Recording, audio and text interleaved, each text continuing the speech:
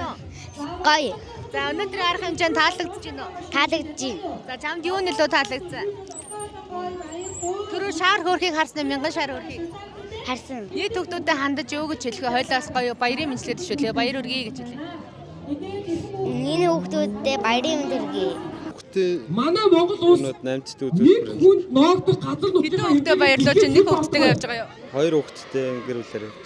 За гэр бүлээрээ. За өнөөдөр та бүхэн маань юу ихээр төлөвлөсөн бэ? Тэгэл хүүхдүүдэд баярлуулаад гадуур. За хуруу Нийт хүүхд багчуудаа мөн ээжүүдтэй хандаж юу гэж хэлэх вэ? хүүхдүүдээ цагаараа буулгах. Яагаад хуруу Хүчтэй баярын төргий. За өнөөдөр сонгон хайрхан дүүргийн хүүхд багцуудаа зориулсан Монгол хүүхдүүд 2025 гэсэн хүүхдийн баярын арга хэмжээгээ бид бүгд хийж байна. Тэгээд өнөөдөр энэхүү арга хэмжээгээ улсын хүүхд залуучдын театрын өмнөх задгаа талбайд хийж байна. За дүүргийн 43 хорооноос хүүхд багцууд маань энэхүү бидний зохион байгуулж байгаа арга хэмжээнд оролцож байгаа.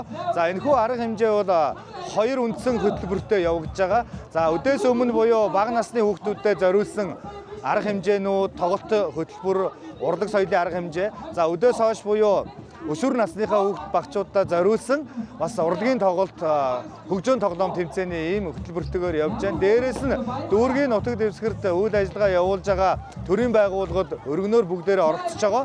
За дээрээс нь бас хувийн хвшлийн байгууллагууд худалдаа 8 үйлчилгээ гэсэн чиглэлээрээ бас оролцож хамтарч зохион байгуулж байна.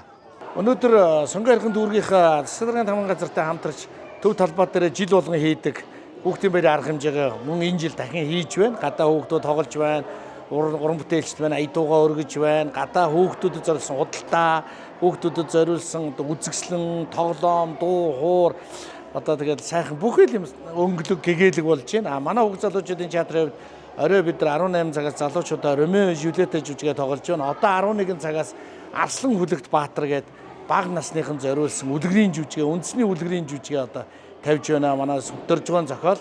Тэгээ одоо ингээд өнөөдөр тэр тусмаа бид нар бас манай олон улсын байгууллагатай бас хамтарч бид нар энэ Арслан хүлэгт Баатартай зорилттой бүлгийн тусгай хэрэгцээ хүүхдүүдэд бас баярлуулж бас дийлэнхийг үзүүлж байна. Тэгээд манай одоо өнөөдөр манай театр хөл хөдөлгөөн их байна. Үнэхээр хүүхэд залуучуудын театр хүүхдийн баяр энүүгээр дүүрэн дайшинцтай охтууд энүүгээр дүүрэн гоё ирээдүйн джентльменүүд байна шүү дээ. Тэгээд бүгдээр баярын мэнд төргий. Сайхан баярлцгаагаараа хүүхдүүдэд сайхан баярлуулаарай л гэж хэлье да. За энэ сайхан өдрийн мэндийг хүргэе. Тэмцээнд бол 100-аад хүүхэд бүтээлээ ирүүлсэн. За нийтдээ нэг 20 хүүхдийг бид нэр шагналт байранд тодорхойлсон байгаа. Хүүхдүүдийн нүдээр нөгөө бидний амьсгалхаагаар гიშгэх курсны талаар нөгөө бас хүүхдийн нүдээр харах боломжийг энэ тэмцээн маань олгосон байгаа.